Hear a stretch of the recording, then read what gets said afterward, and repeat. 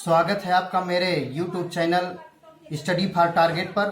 हिंदी कक्षा 12 UP board की कक्षाओं के लिए बहुत ही बेहतर और शानदार ये चैनल। आप इस चैनल को सब्सक्राइब करके अधिक से अधिक अंक प्राप्त कर सकते हैं। तो आइए उद्धव प्रसंग से जगन्नाथ रत्नाकर द्वारा रचित इस छंद को देखते हैं और उसकी व्याख्या समझते हैं। कान्ह दूत के धो ब्रह्म दूत हैं पधारे आप, धारे प्रण फेरन को मति ब्रज बारी की। कहे रत्ना कर पै प्रीति रीति जानत न, ठानत अनीति अनिनीत लय नारी की। मान्यो हम कान्ह ब्रह्म एक ही कहो जो तुम, ताहू हमें भावती न भावना न्यारी की। जय है बनी बिगड़ी न बारिधता बारिधि की, बूंदता बिलई है बूंद भी बस बिचारी की। इस छंद का जो संदर्भ है वो पूर्वत है। पूर्व की कक्षाओं पर संदर्भ को हम बता चुके हैं। आप संदर्भ लिखेंगे प्रस्तुत पदावतरण जगन्नाथ रत्नाकर द्वारा रचित उद्धव प्रसंग से हमारी पाठ्य पुस्तक हिंदी के काव्य खंड से अवतरित है। इसका प्रसंग आप लिखेंगे गोपियां उद्धव की हठ धर्मिता और अनाड़ीपन पर व्यंग करते हुए अपने सहज भाव से कृष्ण में अपनी आस्था और अनन्य प्रेम व्यक्त करती हुई कहती हैं। व्याख्या देखेंगे। कान्ह दूत केंधो ब्रह्म दूत हैं पधारे आप।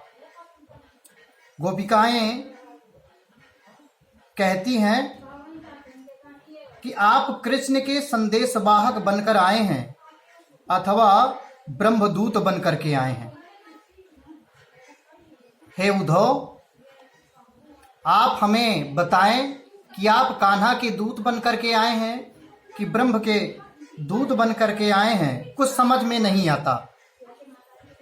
हमारे हृदय में विराजमान कृष्ण की छवि के स्थान पर ब्रह्म ज्ञान को प्रतिष्ठित करना क्या न्याय संगत नहीं है, और यह हमारे लिए असंभव भी है।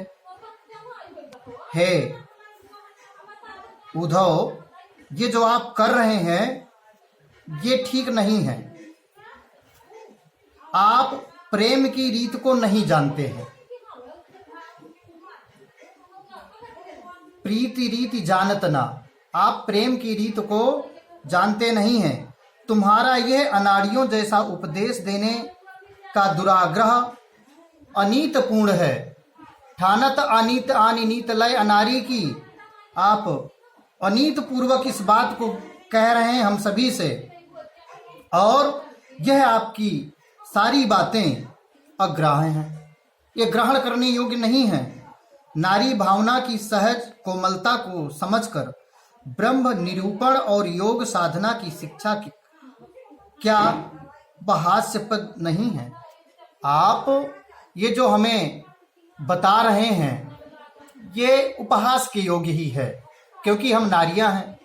और नीति ठानत अनीति अनिनीति लय अनारी की, मान्यो हम कान्ह ब्रह्म एक ही है कहो जो तुम।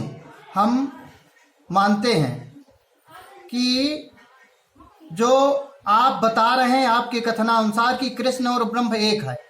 हमें कृष्ण और ब्रह्म का अभेद बिल्कुल स्वीकार नहीं है। हम उस ब्रह्म में अपने को लीन विलीन कर अपने अस्तित्व को समाप्त नहीं करना चाहती हैं। क्यों?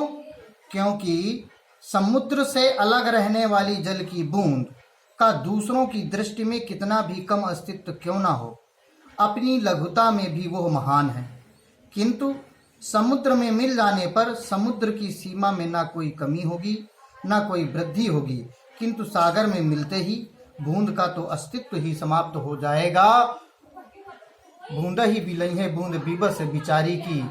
इस प्रकार से आप इसका व्याख्या करेंगे। इस छंद का काव्य सौंदर्य की बात आती है तो इसमें व्यंग्यात्मक शैली और साहित्यिक ब्रज भाषा का उपयोग है। उद्धव प्रसंग में आप किसी भी छंद को उठा करके देखेंगे वो ब्रज भाषा में ही सारे उद्धव प्रसंग को रत्नाकर जी ने लिखा है। आप आगे इस पर और काव्यगत सौंदर्य देखेंगे तो कान दूत केंधो ब्रह्मदूत, कान दूत केंधो ब्रह्मदूत हैं पधारे। आप इस पर देखिए तो अलंकार की जब बात आती है तो संदेह अलंकार है। कान दूत केधो ब्रह्मदूत, या कान है कान्हा के दूत हैं या ब्रह्म के दूत हैं, तो यहां पर आप संदेह अलंकार लिखेंगे। और देखे सर्वत्र तो अनुप्रास ही है, कहीं पर नावर्ण वर्ण की आवृत्ति हो रही है, कहीं पर पावर्ण की आवृत्ति हो रही है, आवर्ण की आवृत्ति हो रही है, तो सर्वथा यहाँ पर अनुप्रास अलंकार है। इस प्रकार से आप इसका काव्य सौंदर्य लिखेंगे।